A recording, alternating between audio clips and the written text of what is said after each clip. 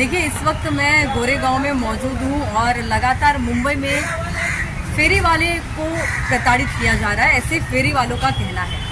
और ये इसलिए कहना है क्योंकि हाई कोर्ट का आदेश है और 2014 के बाद से भी लगातार लाइसेंस के लिए और एक निजी जगह के लिए फेरी वाले समूह को संघर्ष करना पड़ रहा है और उसके बावजूद भी इनके लिए कोई नियम नहीं बनाया गया है। नियम नहीं बनाने के बावजूद लगातार फेरी वालों के रोजी रोटी पर सवाल उठ रहे हैं। जो वो धंधा लगा रहे हैं उनको तोड़ फोड़ कर रहे हैं। मैं ये नहीं बोल रही बीएमसी वाले गलत कर रहे हैं, लोगों के लिए चलने के लिए सड़क भी चाहिए।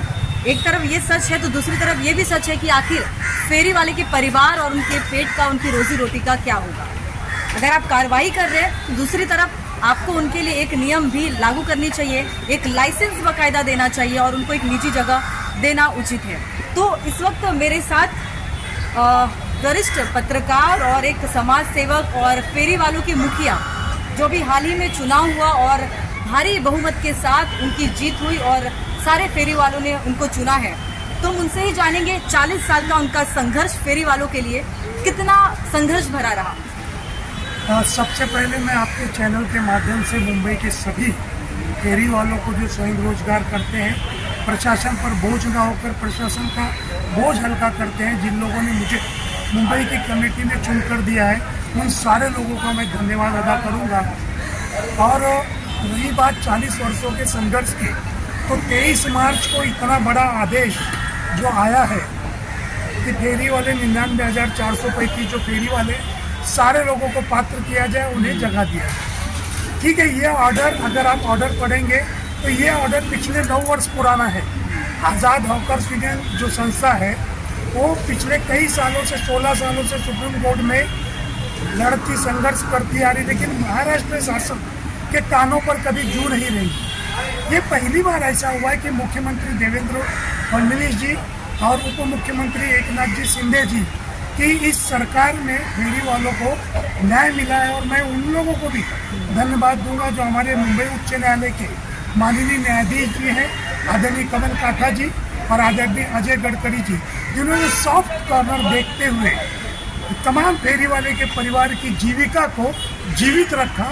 लेकिन थोड़ा सा दुख भी है कि मुंबई पुलिस इस आदेश पे अभी तक खरी नहीं उतरी है और मुंबई पुलिस फेरी वालों को डंडे से और 1200 रुपये चार्ज से बात कर रही है। क्या इसे कोई राजनीतिक दबाव है कि हाईकोर्ट के आदेश के बाद भी मुंबई पुलिस उस पर काम नहीं कर रही है? दूसरी बात, अभी आप लोगों के प्रयास से इतनी बड़ी जीत फेरी वालों को मिली है, तो अब क्या कुछ नियम कायदे आप लोग लागू करना चाह रहे हैं और क्या कुछ हो सकता है? नहीं, हम अपनी तरफ से कुछ लागू नहीं करना चाह रहे। जो माननीय सुप्रीम कोर्ट की गाइडलाइन है, जो माननीय हाई कोर्ट की गाइडलाइन है, उस पर सरकार काम करे। लेकिन मैं देखता हूँ कि कुछ जगहों पे जैसे आप बोरीवली की बात कर रहे थे, तो बोरीवली पे नगर सेविका जी हैं, वो खुद ही कानून हो जाती हैं, वो खुद ही महानगर पालिका हो जाती है, वो खुद ही पुलिस हो जाती है। तो इनके पास पद आने के पहले इनको चाहिए कि वो खुद काम करने दें। उनका एक वीडियो वायरल हुआ था, उसमें बोलते हैं कि महानगर पालिका और पुलिस वाले मेरे पास शिकायत करने आए थे। कितनी झूठ बात है। अगर उनको चाहिए तो पुलिस स्टेशन बंद कर दो, फिर आप ही सब काम करो। तो ये झूठ फूट का जो सब चल रहा है, ठीक है, आप बोल रहे हैं बांग्लादेशी बिंदास कार्रवाई करो। हम खुद शुद्ध भारतीय फेरी वाले हैं। अगर बांग्लादेशियों की बात है तो मैं आपके साथ चलता, आप कार्रवाई करो।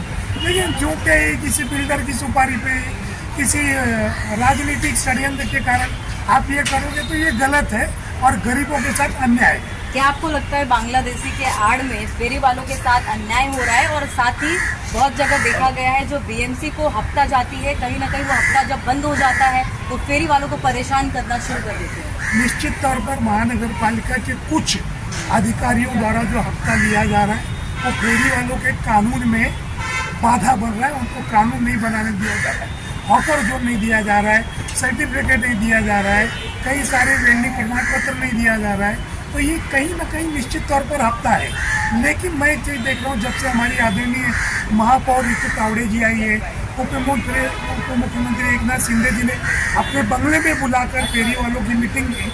एकनाथ शिंदे जी के अलावा उदय सामंत जी हैं, मंत्री जी हैं, हमारे देवेंद्र फडणवीस जी हैं।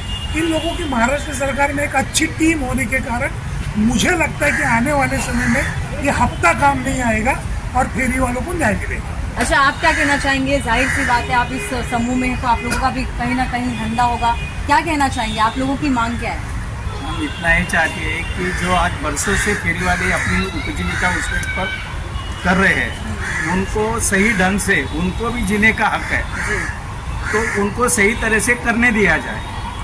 आपसे जानना चाहूंगी, आपका कहाँ लगाते हो? आप दुकान कहाँ लगाते हो? हम लोग घाटकोपर में लगे। हाँ, घाटकोपर में लगाते हैं। तो उस साइड देखा जाए तो और भी बहुत तेजी से कार्रवाई की जा रही है। अभी फिलहाल धंधा थोड़ा गड़बड़ हो चुका है, तो घर परिवार कैसे चलता है? कितनी तकलीफ होती है आप लोगों को? क्योंकि एक दिन की कमाई पे घर चलता है फेरी वालों का। उनकी कमाई पे तो नहीं चलते घर, ऐसा तो छुपा छुपा के लगाते हैं, फिर से आती है भाग जाती है, पुलिस आती है भाग जाती है, फिर जाते फिर लगाते हैं, ऐसा चल रहा है। जी सर, आपका कहाँ पे लगाते हैं आप दुकान? चंबूर से हूँ, मंजूर मकबूल खान मेरा नाम है। जी, और फेरी वाले का मसला और बीएमसी और पुलिस का ये जो चूहा और बिल्ली का खेल हो गया है।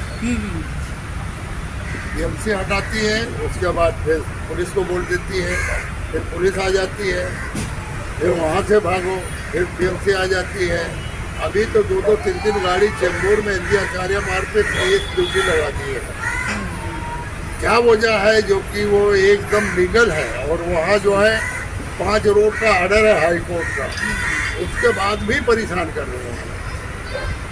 क्या मालूम कि पूरे क्रिमिनल लोग वहीं चेंबूर में ही है कि और कहीं है, ये भी मालूम नहीं पड़ता, कोई बताता भी नहीं। खाली बस भाग जाओ, साहब का ऑर्डर है, वर्ड लाने। अरे कौन सा वर्ड से आया वो नहीं बताएंगे, बस ऊपर से आया। अब ऊपर वाले को तो अपनी पहुंच नहीं है, उतने दूर अपन जाएंगे, इससे सब्र करके बैठे रहते। जहाँ तक ऑर्डर की बात है, ये ऑर्डर उस वक्त नहीं आता बीएमसी वालों के लिए जब उनको हफ्ता लेना होता है। ऐसा मैम, ऑर्डर तो आता ही है, लेकिन ऑर्डर के अलावा इन लोग एक्स्ट्रा कार्रवाई करते हैं। सुप्रीम कोर्ट का ऑर्डर आया हुआ है कि फेरी का धंधा करना कोई गुनाह नहीं है, अपराध नहीं है, ये फेरी वालों का हक है। हम सरकार पे बोझ नहीं है। और मैं भी आज़ाद हॉकर्स यूनियन के झंडे तले बड़ा हमने संघर्ष किया। मैं आज़ाद हॉकर्स यूनियन का एक प्रचार मंत्री हूँ, लेकिन जो सिंह साहब ने लड़ाई लड़ी है, बाबू दया शंकर सिंह ने और जय भैया, अभी काफ़ी मतों से जीत के आए हैं। अब इनके ऊपर पूरा भरोसा है, लेकिन कार्रवाई मैडम बंद नहीं हो रही है, कार्रवाई वैसे ही चालू है। देखिए, इतना बड़ा आप लोगों का समूह है और जयसिंह जी आप लोगों के साथ है, तो अब ये लड़ाई बहुत तेजी के साथ जाएगी। और क्या लगता है कब तक न्याय हो जाएगा? जल्दी होना चाहिए, नहीं तो ये संघर्ष जारी रहेगा। ये 15-16 साल 40 साल से जारी है और अभी भी न्याय नहीं मिला है, लेकिन अब पूरी उम्मीद है। जयसिंह जी लेटर फेरी वालों के न्याय में लेटर इन्होंने मुख्यमंत्री जी को दिया है, उप मुख्यमंत्री जी को दिया है, और साथ ही उन्होंने जितने ऐसे वरिष्ठ नेता हैं उनको उन्होंने लेटर दिया है। और अब उम्मीद करते हैं कि जल्द से जल्द ये फेरी वालों को न्याय मिलेगा, उनको बाकायदा लीगली तौर पे उनका लाइसेंस मिलेगा और उनकी जो निजी जगह है उनका धंधा लगाने का वो होगा। तो फिलहाल के लिए इतना ही। देखते रहे द टुडे न्यूज़ और